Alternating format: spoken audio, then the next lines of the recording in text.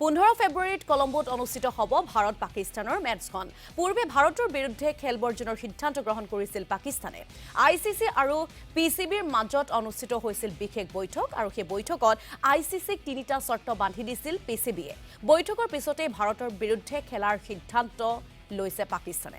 1 ফেব্ৰুৱাৰীত ভাৰতৰ বিৰুদ্ধে নেখেলাৰ কথা ৰাজহুৱা কৰিছিল পিচিবিয়ে। আমি এই মুহূৰ্তত আপোনালোকক জনাব বিচাৰিছো অৱশেষত এই খেলখনক লৈ এতিয়া সকলোৰে দৃষ্টি নিবদ্ধ হৈ ৰৈছে। অৱশেষত চূড়ান্ত হ'ল বহু প্ৰত্যাশিত টি20 বিশ্বকাপৰ ভাৰত আৰু পাকিস্তানৰ এই মেচখন।